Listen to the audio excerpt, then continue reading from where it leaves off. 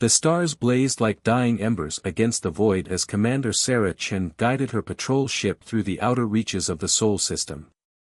After 15 years of defending Earth's borders, she thought she'd seen everything space could throw at her. She was wrong. Orbital Defense Grid Online and Nominal, her AI companion, Aria, reported with its usual efficiency. No anomalies detected in sectors 1 through 7. Sarah's fingers danced across the holographic controls, adjusting their trajectory to account for a minor solar wind disturbance. The massive form of Jupiter loomed in the distance, its swirling storms a reminder of nature's raw power. Earth's last line of defense, a network of automated satellites and patrol ships, had never failed in its mission to protect humanity's cradle. But something about today felt different. Aria, run a deep scan of Sector 8. Focus on quantum fluctuations. Scanning, the AI responded. Commander, may I inquire about the reason for this additional scan? My standard sweeps show no dash. The ship's alarms erupted in a cacophony of warning signals. A massive tear in spacetime ripped open the fabric of reality less than 10,000 kilometers from their position. Sarah's training kicked in instantly, her hands already moving to battle stations before her conscious mind could process what was happening. Multiple contacts emerging. Aria's voice carried an urgent edge that Sarah had never heard before. Configuration unknown. No match in any database. The void birthed a sight that would be forever seared into Sarah's memory. A massive vessel, easily twice the size of Earth's largest battleship, emerged from the spatial tear. Its surface seemed to ripple like liquid mercury, organic curves blending seamlessly with geometric patterns that defied human engineering. But it was what followed that made Sarah's blood run cold. 3 larger ships, their hulls black as the space between stars, emerged in pursuit of the first. This is Commander Sarah Chen of the Earth Defense Force, she broadcast on all frequencies. You have entered restricted space. State your intentions immediately. The response came not in words but in action. The pursuing vessels opened fire on their quarry, their weapons releasing bolts of energy that seemed to distort the very fabric of space around them. The first ship's defenses flared brilliant blue, barely deflecting the assault. Aria, alert command and request immediate backup. Sarah's fingers flew across the controls, bringing her ship's weapons online. And get me a damage assessment of that first vessel. The vessel appears to be operating at 30% capacity, Aria reported. Multiple hull breaches detected. Their defensive systems are failing. Sarah knew she should wait for backup. Knew that engaging unknown alien vessels without support was against every protocol in the book. But as she watched the wounded ship desperately evade another barrage of fire, she realized that waiting meant death for whoever was aboard that vessel. Aria, plot an intercept course. We're going to give our friends a fighting chance. Her ship accelerated, plasma engines burning bright against the darkness. Sarah had always been known for unconventional tactics, but this would test every skill she developed over her career. As they closed the distance, she began to detect strange energy readings from the damaged vessel. Commander, Aria's voice carried a note of confusion. I'm detecting thousands of life signs aboard the damaged vessel. Their biological patterns are complex. Unlike anything in our databases. The pursuing ships noticed her approach. One of them broke off its attack run and turned to face her, its weapon systems charging. Sarah's hands tightened on the controls. Her ship might be smaller, but she'd learned long ago that size wasn't everything in space combat. Let's show them why they call us humanity's best, she muttered, engaging her ship's experimental quantum drive. The next few minutes were a blur of maneuvers that would have torn apart a lesser vessel. Sarah's ship danced through space like a phantom, her weapons finding weak points in the alien vessel's defense grid that shouldn't have existed. She'd always had a gift for seeing patterns in chaos, and these ships, advanced as they were, still followed patterns. Their shields are adapting, Aria warned. Conventional weapons will be ineffective in approximately 45 seconds. Sarah smiled grimly. Then we'll just have to be unconventional. She executed a maneuver that she'd theorized but never tried, using Jupiter's magnetic field to amplify her ship's energy weapons. The result exceeded even her expectations. The bolt of concentrated energy that struck the pursuing vessel carved through its defenses like they weren't there. The damaged vessel seized this opportunity. It released a pulse of energy that momentarily disabled its pursuer's weapons, creating a window of escape. But instead of fleeing, it turned toward Sarah's ship. "Commander," Arya announced, "we're receiving a transmission. It's unlike any language I've encountered, but I'm detecting patterns that suggest intelligence. They're requesting permission to dock." Sarah looked at the massive vessel, then at its temporarily stunned pursuers. Earth's protocols were clear about first contact situations: maintain distance, gather data, wait for diplomatic teams. But something in her gut told her this was different. These weren't conquerors or explorers. They were refugees. Grant them permission, she decided. And Arya? Let's hope we're not making first contact just to witness an extinction. As the massive ship maneuvered alongside her much smaller vessel, Sarah couldn't shake the feeling that this moment would change not just her life, but the course of human history. She was right, but not for any of the reasons she imagined. The docking procedure defied everything Sarah knew about physics. The massive alien vessel somehow created a spatial pocket that made her small patrol ship's docking bay appear large enough to accommodate a shuttle from their ship. As she waited in the airlock, her pulse racing beneath her calm exterior, Arya continued monitoring the disabled pursuit vessels. "They've begun repairs, Commander. Estimated time until weapons restoration, 15 minutes. Sarah acknowledged the warning just as the airlock cycled. The door opened to reveal beings that simultaneously challenged and confirmed her concepts of alien life. They were humanoid, but their skin had a translucent quality that seemed to shift with their movements, revealing hints of bioluminescent patterns beneath. Their eyes were entirely silver, reflecting the light like liquid mercury. The first figure stepped forward. Unlike the others, who wore simple garments that seemed to flow like water, this one was adorned in complex patterns that appeared to be living light. When it spoke, the words formed directly in Sarah's mind. "I am Nexar, last prince of the Luminarii. We seek sanctuary from those who have already destroyed our homeworld." Sarah felt the weight of history pressing down on her shoulders. First contact, and it had to be with refugees fleeing genocide. "I'm Commander Sarah Chen of the Earth Defense Force. We have protocols 4-. Commander," Arya interrupted, "multiple spatial tears detected. The pursuit vessels have called for reinforcements." The prince's silver eyes widened. "The Void Harbingers.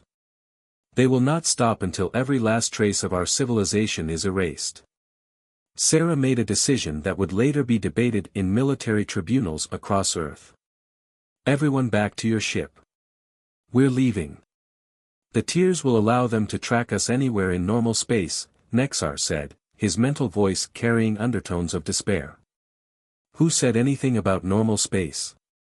Sarah replied. "Arya, initiate the quantum fold drive." "Commander, the drive is still experimental. Success rate in simulations is only 67%. Better odds than facing a fleet of those ships." Sarah turned to Nexar. "Can your ship follow us through a quantum fold?" The prince consulted briefly with one of his companions. "We can adapt our systems to follow your quantum wake, but Commander, such technology was thought to be beyond humanity's current capabilities." Sarah allowed herself a small smile as she rushed back to her command chair. "We're full of surprises." The next few moments tested the limits of both human and alien technology. As Sarah's ship generated the quantum fold, a theoretical space between spaces, the Luminarii vessel synchronized its systems to follow. Behind them, 12 more Void Harbinger ships emerged from spatial tiers, their weapons already charging. They escaped with less than a second to spare, the quantum fold enveloping both ships just as the first energy bolts reached their position. The fold itself was unlike anything Sarah had experienced in simulations. Reality seemed to bend and stretch, colors that had no names in any human language bleeding through the view screen. When they emerged, they were in a system far from any marked on human star charts. A massive red giant cast everything in a crimson glow, its light reflecting off the rings of a gas giant that dwarfed Jupiter. Location unknown, Arya reported. No reference points match any known stars within 500 light-years of Earth. The quantum fold was more effective than we anticipated, Nexar's mental voice carried a mix of awe and concern. But the Harbingers will find us. They always do. Sarah turned to face the prince. Then we better make use of the time we have. Tell me everything. What Nexar revealed over the next hour changed Sarah's understanding of not just the conflict, but of the universe itself. The Luminarii were not just refugees, they were the guardians of an ancient weapon, one capable of ending the war. But its use came with a terrible price. The Nexus Key, Nexar explained, projecting an image of a crystalline structure that seemed to exist in more dimensions than Sarah could perceive. Created by our ancestors to defend against exactly this type of threat. But its power, it could tear apart the fabric of space itself. Why haven't you used it? It requires 3 components, scattered across the galaxy for safekeeping. We have one. The second was lost when our homeworld fell. The third. He paused, his silver eyes reflecting the red giant's light. The third lies in a place of such danger that none who have sought it have returned. Before Sarah could respond, Arya's urgent voice filled the bridge. Commander, quantum wake signatures detected. Multiple vessels emerging. The Void Harbingers had found them faster than expected. But as the spatial tiers began to form, Sarah noticed something else, a transmission, barely detectable, coming from Earth. Colony Proxima Centauri under attack, the broken message reported. Unknown hostile forces, request immediate, casualties mounting. Sarah felt her heart stop. The Harbingers hadn't just followed them, they'd found Earth. And now humanity was paying the price for her decision to help the Luminarii. Nexar must have sensed her turmoil. Commander, we cannot ask you to abandon your people. You don't have to, Sarah replied, her voice hard as steel. Because we're not running anymore. She turned to face the prince, her decision made. You said the Nexus Key needs 3 components. Then we'll get them all. But first, we're going to show the Harbingers why attacking Earth was their biggest mistake. As she spoke, more transmissions from Earth filtered through, reports of attacks on other colonies, of ships being lost, of chaos spreading across human space.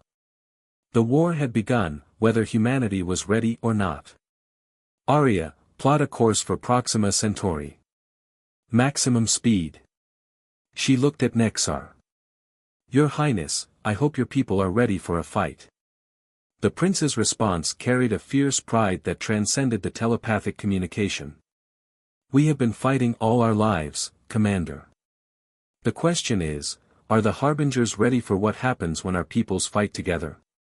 As both ships prepared for the jump back to human space, Sarah couldn't help but wonder if she was witnessing the beginning of humanity's finest hour, or its last stand. Proxima Centauri burned. Sarah watched from her command chair as humanity's first extrasolar colony, once a beacon of hope, now became a graveyard of broken ships and shattered dreams. The Void Harbingers had been thorough in their attack, but they'd made one critical mistake, they'd left survivors. Analysis complete, Arya reported.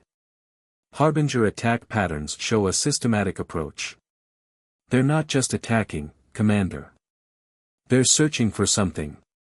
Nexar's mental voice carried a weight of ancient grief. The second component of the Nexus Key. We thought we'd hidden it well among your colonies, disguised as an artifact from humanity's early space age. Sarah's eyes narrowed. You placed it among humans without our knowledge. Our ancestors did, long before your people reached the stars. They saw potential in humanity, a resilience that matched our own. They believed that if the worst should happen, your people would rise to protect it, even without knowing its true nature. The implications of this revelation would have to wait. Sarah's tactical display showed 3 Harbinger vessels moving to intercept their position. But something about their formation troubled her. "They're not attacking at full strength," she muttered. "Arya, scan the debris field. Look for any anomalous energy signatures." The AI's response was immediate. "Energy spike detected. The Colonial Museum. Commander, something inside is emitting quantum frequencies similar to the component aboard the Luminariae vessel." Sarah exchanged glances with Nexar. The second piece of the Nexus key had been hiding in plain sight, displayed as a mysterious artifact of human history. But reaching it meant traversing a killing field while Harbinger ships waited in ambush. "Your ship has better defenses," Sarah said to Nexar. "But it's too large to maneuver through that debris field. And your vessel, while agile, would be destroyed by a single direct hit from their weapons," Nexar countered. Sarah smiled, the kind of smile that had always made her instructors at the academy nervous. "Then let's give them 2 targets to worry about." The plan they devised was either brilliant or suicidal, possibly both. The Luminariae vessel would launch an apparent full assault on the Harbinger ships, drawing their attention and fire. Meanwhile, Sarah's smaller ship would appear to be attempting to escape, only to double back through the debris field toward the colony. What the Harbingers couldn't know was that Sarah's ship now carried a piece of Luminariae technology, temporarily integrated into its systems. The device would mask her quantum signature, making her ship appear to be nothing more than a piece of debris once she cut power to non-essential systems. "This is incredibly dangerous," Nexar warned as his engineers finished the installation. "If the masking field fails while you're in the debris field, then I'll be joining a lot of good people who died defending this colony," Sarah replied. "But it won't fail. Your people built it, and my ship will carry it. Call it a gesture of trust between our species." The prince's silver eyes seemed to peer into her soul. "You are either the bravest human I've met, or the most foolish. Ask me again when this works." The battle began exactly as planned, which immediately made Sarah suspicious. The Luminariae vessel engaged the Harbinger ships in a spectacular display of advanced technology, energy weapons cutting bright swaths through the darkness of space. Sarah's ship made its seemingly panicked escape attempt, then disappeared into the debris field. "Power at minimum," Sarah whispered, though sound couldn't travel in space. "Arya, give me manual control. No automated corrections." Using nothing but minimal thrusters and her own instincts, Sarah guided her ship through a graveyard of humanity's dreams. Broken solar panels drifted past like dead leaves. The hull of a passenger liner, torn open to the void, rotated slowly in the crimson light of Proxima Centauri. They were halfway to the surface when Arya broke the tense silence. "Commander, the Harbinger ships, they're not pursuing our calculated trajectories." Sarah felt her blood run cold. They knew. This was a trap. A spatial tear opened directly in their path, a Harbinger ship emerging like a predator from the depths. But instead of firing, it broadcast a message, the first direct communication they'd received from the mysterious enemy. The voice that filled her bridge sounded like grinding stone against metal. "You fight well, for beings of such limited understanding. But you cannot comprehend what is at stake. Surrender the key components, and your species will be spared." Sarah's hand hovered over the weapon controls. At this range, even their strongest shields couldn't protect them from a point-blank quantum torpedo. "If that were true, you wouldn't have attacked our colonies. A regrettable necessity. The components must be destroyed before they can be united. The alternative is far worse than the death of a few thousand humans." In that moment, Sarah understood something crucial about their enemy. "You're afraid. Not of us, not even of the Luminariae. You're afraid of what the Nexus key can do. The response carried an emotion that might have been respect. As you should be. Ask your Luminary allies what happened to the civilization that created the key. Ask them why they scattered its pieces across the galaxy instead of using it themselves. Before Sarah could respond, space itself seemed to shudder. The Luminary vessel had broken through the Harbinger line, its weapons causing distortions in reality itself. The momentary distraction was all Sarah needed. Arya, full power to quantum drives. Her ship lurched forward, diving beneath the Harbinger vessel. The enemy ship fired, but Sarah had already calculated their blind spots based on previous encounters. They shot past the massive black hull, their shields screaming as they brushed against the enemy's energy field. The colony's surface rushed up to meet them. Sarah engaged reverse thrusters, her ship's hull groaning under the strain of the high-speed deceleration. They landed hard in front of the Colonial Museum, its elegant architecture now scarred by battle damage. Multiple Harbinger ground forces detected, Arya reported. They're converging on our position. Sarah checked her plasma rifle's charge. How long to locate and secure the component? Unknown. The building's internal layout has been significantly altered by battle damage. She took a deep breath, remembering her training, remembering every mission that had led to this moment. Then we better hurry. As she prepared to exit her ship, Sarah couldn't shake the Harbinger's words from her mind. What had happened to the key's creators? And what could be worse than the destruction they'd already witnessed? The Colonial Museum's Grand Hall had become a battleground. Sarah crouched behind a fallen column, her plasma rifle's heat sink nearly overloaded from constant use. Beside her, the second component of the Nexus key pulsed with an inner light that seemed to respond to her proximity. Getting to it had cost the lives of 3 of her crew, their sacrifices buying her the moments needed to breach the Harbinger's defensive line. Commander, Arya's voice crackled through her combat helmet, the Harbinger forces are changing their tactics. They appear to be attempting to contain rather than eliminate. Sarah had noticed it too. The enemy's weapons were suddenly set to stun, their movements more focused on hurting than hunting. It wasn't the behavior of forces bent on destruction. Nexar, she sub-vocalized through her neural link, I'm starting to think we're missing something important here. The prince's mental voice was strained, the Luminary ship was still engaged in orbit, keeping the main Harbinger fleet occupied. What do you mean? A blast of energy struck near Sarah's position, forcing her to roll to new cover. As she moved, she caught a glimpse of something extraordinary, a Harbinger soldier taking a hit meant for one of her crew members. They're protecting us, she breathed. Arya, analyze their attack patterns since the beginning. How many civilian casualties? Analyzing. Commander, this is unusual. Despite the apparent destruction, civilian casualties are minimal. Most colony inhabitants were evacuated before the main assault. The property damage appears theatrical. Sarah's mind raced. The pieces were falling into place, the contained attacks, the warning about the key, the careful preservation of life even in the midst of apparent destruction. She made a decision that went against every military protocol she'd ever learned. She stood up.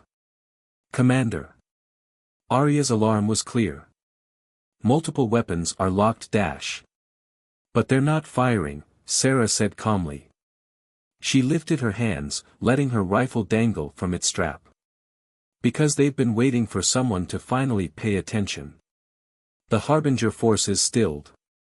From their ranks emerged a figure different from the others. Where they were clad in armor that absorbed light, this one seemed to bend light around itself, creating a visual distortion that was almost painful to look at. When it spoke, the voice was clearer than the one they'd heard in space, almost musical in its complexity. You understand, then? I'm starting to, Sarah replied. You're not conquerors. You're not even aggressors. You're running from something. Sarah, what are you doing? Nexar's mental voice was urgent. They destroyed our homeworld. Did they? Sarah asked. Or did they evacuate it?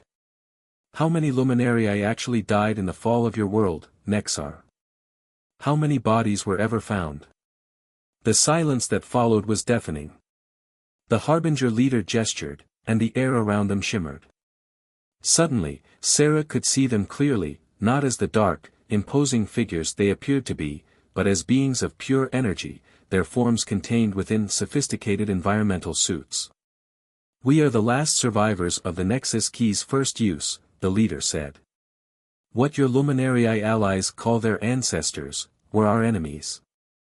Sarah heard Nexar's sharp intake of breath across their mental link. That's impossible. The key was created to save Dash. It was created to end a war, the Harbinger leader interrupted. And it did. By transforming an entire species, our species, into beings of pure energy. Unable to interact with normal matter without technological aid. Unable to ever again know the touch of loved ones or feel the warmth of a sun on our skin. The revelation hit Sarah like a physical blow. You're not trying to destroy the key. You're trying to prevent its use because you know exactly what it does. The luminarii are the descendants of those who created the key, the leader confirmed. They inherited its components without inheriting the knowledge of its true cost. We have pursued them across the galaxy not out of hatred, but desperate necessity. Why not just tell us this from the beginning? Sarah demanded. Would you have believed us? Would they? The leader gestured upward, where the luminarii ship still orbited. We learned long ago that words mean little in the face of inherited hatred. So we adapted. We became the villains they expected us to be, while working to prevent another tragedy. Sarah's tactical display suddenly lit up with new warnings. Commander, Arya reported, multiple quantum signatures detected. Something massive is approaching. The Harbinger leader's form flickered with what Sarah now recognized as fear. It's here. The real enemy. The reason we've tried so desperately to keep the key components separated. Space itself seemed to tear open, but this wasn't like the controlled tears the Harbinger ships created. This was a violent rending of reality, and through it came darkness. Not the darkness of space, but something deeper. Something hungry. What we did with the key, the Harbinger leader said quietly, drew its attention. It feeds on transformed energy, on exactly what our entire species has become. We've been running from it for millennia. Sarah looked at the key component in her hands, then at the readings from the massive tear in space. How long do we have? Minutes, perhaps. Our ships can hold it back briefly, but dash. Arya, send everything we've learned to Earth Command. Nexar. Sarah took a deep breath. Your people deserve to know the truth. The prince's mental voice was heavy with the weight of revelation. All this time, we were fighting the victims of our own ancestors' actions. Now you can choose to do better, Sarah said. But first, we need to survive what's coming through that tear. And I have a feeling we're going to need everyone working together to make that happen. The Harbinger leader extended a hand formed of pure energy. Together, then. Though you should know, no one has ever survived a direct encounter with what lies beyond the void. Sarah allowed herself a grim smile. Then I guess it's time to make some history.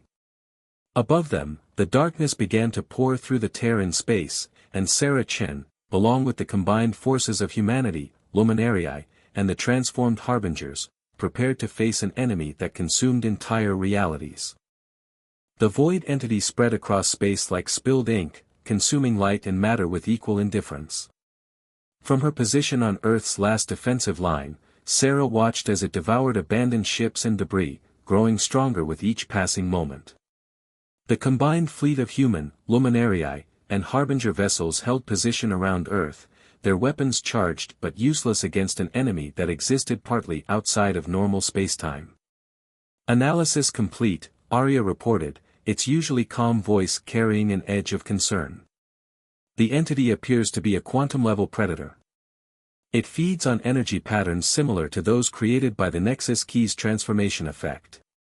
Which means the Harbingers have been its food source all this time, Sarah said, watching as the Harbinger ships took up defensive positions around their fleet. Their sacrifice over the millennia became clear. They'd stayed scattered across the galaxy, drawing the entity away from populated worlds at great cost to themselves. Nexar's mental voice reached out to all command staff simultaneously. Our scientists have finished analyzing the data. The entity cannot be destroyed by conventional means, but the Nexus Key, there might be a way. The key can't be used, the Harbinger leader, now known to them as Eternal Light Seeker, objected. Its effects would only make the entity stronger. Sarah studied the three components of the key, now united on her bridge. They pulsed in harmony, creating patterns that seemed to exist in dimensions she couldn't quite perceive. What if that's exactly what we need to do? All eyes, both physical and energy-based, turned to her. Commander, Arya interjected, the probability of survival for any plan involving direct interaction with the entity is approximately 0%. Because we've been thinking about this wrong, Sarah said, her mind racing ahead as the plan formed. We've been treating the key as a weapon, but look at its design. It's not meant to destroy, it's meant to transform. To elevate. Understanding dawned in Nexar's silver eyes. You're suggesting we feed it. Deliberately. But we control the transformation this time. Sarah's fingers danced across her tactical display, illustrating her plan. The Harbingers weren't meant to be trapped in their current state. The key's transformation was incomplete, leaving them vulnerable to the entity. But if we complete the transformation, we would cease to exist, Eternal Light Seeker said quietly. Or you would become something new, Sarah countered. Something beyond the entity's ability to consume. But we'd need a focal point. Someone to guide the transformation at the quantum level. The silence that followed was heavy with understanding. Someone would need to carry the key into the heart of the entity, using their own consciousness as a guide for the transformation. It would be a one-way journey. I'll do it, Nexar stepped forward, but Sarah was already shaking her head. It has to be me.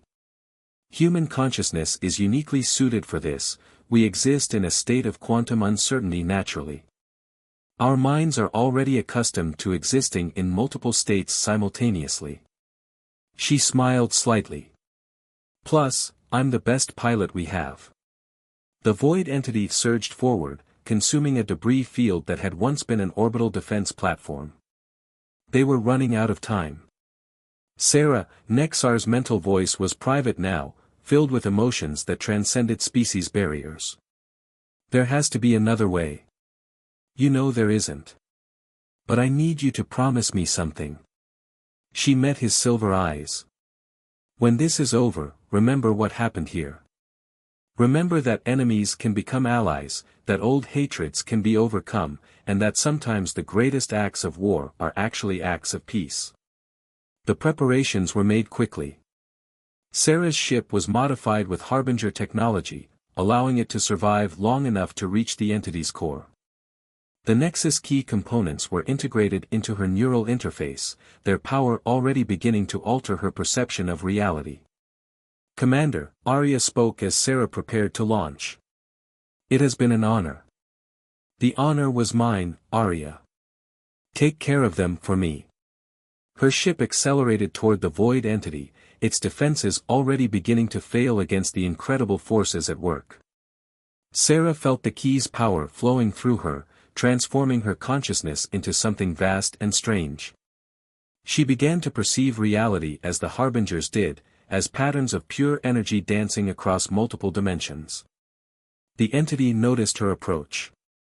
It reached out with tendrils of unreality, trying to consume her ship. But Sarah was ready. As her physical form began to break down, her consciousness expanded, guided by the key's power. She could feel the Harbinger's energy patterns, understand now what had gone wrong in their transformation. At the heart of the void entity, in a place where space and time had no meaning, Sarah Chen completed the work begun millennia ago. The key's power flowed through her, using her consciousness as a template for a new kind of existence. The Harbinger's energy patterns shifted, evolving into something the entity could no longer comprehend, let alone consume. The void entity, suddenly deprived of its food source, began to collapse in on itself. But Sarah wasn't done. Her consciousness, now existing across multiple dimensions, reached out to the entity itself. She saw it clearly now, not evil, not malevolent, just hungry. Lost. Another refugee from a universe that had evolved beyond it. So she transformed it too. From Earth, the gathered fleet watched in awe as the darkness that had threatened all existence began to change. It shifted through colors that had no names, its form evolving into something that defied description. When it was over, where there had been a consuming void, there was now a new kind of space, a region where energy and matter danced in patterns never before seen in our universe. The Harbingers were transformed as well, their consciousness elevated to a state that allowed them to exist as pure thought, no longer bound by the limitations of their energy forms. They became guardians of the spaces between spaces, their ancient mission of protection finally fulfilled in a way none could have predicted. And Sarah Chen. Her physical form was gone, but in the quantum patterns of space-time, in the dance of particles and waves, in the very fabric of reality itself, an echo remained. Some say that in moments of great need, when the barriers between dimensions grow thin, her consciousness still reaches out to help those in need. The war was over, but its greatest victory had not been won through destruction. Instead, it had been won through understanding, sacrifice, and the courage to imagine a reality beyond the boundaries of what was thought possible. Years later, at a ceremony marking the alliance between humans and Luminarii, Nexar spoke of the lesson they had learned: the greatest power in the universe is not the ability to destroy or dominate, but the capacity to transform, to take what is broken and make it whole in new and wonderful ways. High above, a new star pulsed with a light that seemed to dance between dimensions, an eternal reminder that in the darkest of times, one person's courage to think beyond the boundaries of the possible could change not just history, but reality itself. The echo of starlight remained, and with it, hope for all who dared to look beyond the veil of what was, into what could be.